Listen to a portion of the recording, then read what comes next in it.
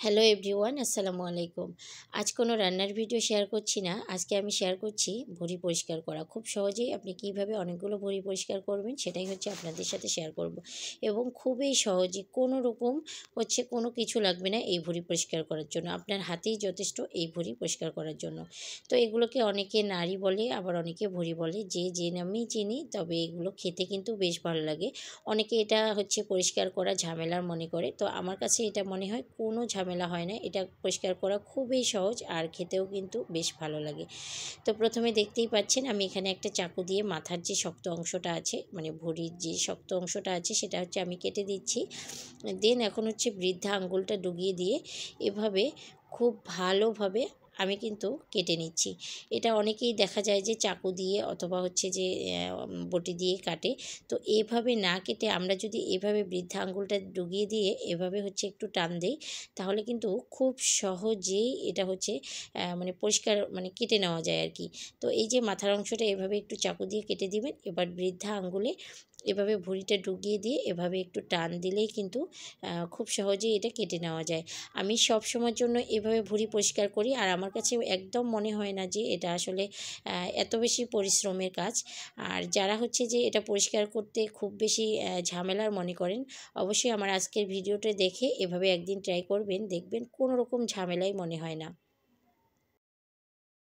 ভুঁড়ি পরিষ্কার করাটা অনেকটা বিরক্তকর কাজ হলেও এটা খেতে কিন্তু অনেক বেশি ভালো লাগে। আর যারা এভাবে খুব সহজেই পরিষ্কার করে নিতে পারেন, আমার কাছে মনে হয় তারা কিন্তু ঝামেলাই মনে করেন না। যারা নতুন রাঁধুনি আপু আছেন তারা অবশ্যই কিন্তু এভাবে ভুঁড়িগুলোকে পরিষ্কার করে নিতে পারেন।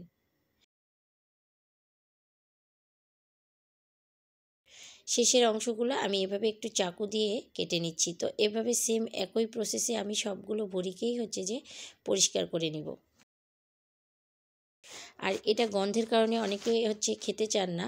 তো এই টিপসটাও আমি বলে দিব যে আসলে এটা কোনো রকম গন্ধ থাকবে না। এই ভুঁড়িটা খেতে কিন্তু অনেক বেশি মজার হয়। এভাবে সবগুলো ভুঁড়িই আমি বৃদ্ধা আঙুলের সাহায্যে কেটে নিলাম। এখন ভুঁড়ির উপরের যে ময়লাগুলো আছে সেগুলো পরিষ্কার করে নিচ্ছি। দেন এখন যে আমি খুব ভালোভাবে ধুয়ে নিচ্ছি। আর দেখতেই পাচ্ছেন ভুঁড়িগুলো একটু বেশ কিছু পানি দিয়ে খুব ভালোভাবে কচলিয়ে ধুয়ে নিতে হবে। আর এই যে ভুঁড়ির যে অংশগুলো আছে সেগুলো আমি হাতের নখের সাহায্যে একটু উঠে নিচ্ছি।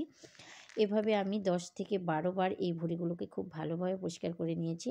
আর শেষবারে আমি এখানে একটু কুসুম গরম পানি দিয়েও খুব ভালোভাবে ধুয়ে নিয়েছি।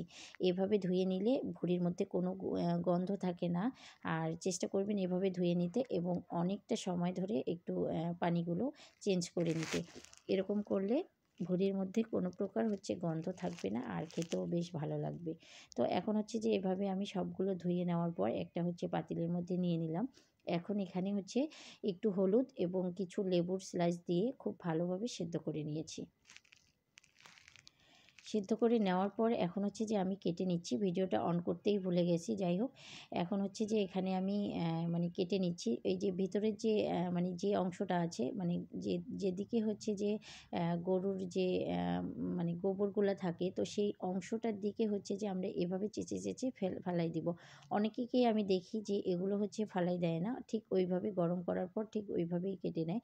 তবে যে এটা ওইভাবে কেটে নিলে একদম গন্ধ থাকে। আর এই যে আমি যেভাবে ভিতরের যে ময়লার অংশগুলো আছে সেগুলো আমি এইভাবে বটির সাহায্যে কিন্তু চেঁচে ফেলাই দিচ্ছি। ভিডিওতে দেখে নিশ্চয়ই বুঝতে পারতেছেন আমি ঠিক কীভাবে করছি। তো যাই হোক, এভাবে কিন্তু খুব সহজেই অনেকগুলো ভুঁড়ি পরিষ্কার করে নেওয়া যায়। আর এই যে গরম করার সময় যদি আপনি একটু হলুদ এবং একটু যে লেবু স্লাইস দিয়ে দেন, তাহলে ভুঁড়ি একটুও গন্ধ করবে না। বিশ্বাস করেন, আপনারা এভাবে একদিন ট্রাই করে দেখবেন। আর আমার ভিডিওটি যদি আপনাদের ভালো লেগে থাকে তাহলে অবশ্যই একটা লাইক করে দিবেন। যারা ফেসবুক থেকে দেখছেন আমার পেজটিকে ফলো করে দিবেন, এবং যারা ইউটিউব থেকে দেখছেন আমার চ্যানেলটিকে সাবস্ক্রাইব করে দিয়ে পাশে থাকবেন। পুরো ভিডিওটি দেখার জন্য আপনাদের অসংখ্য ধন্যবাদ।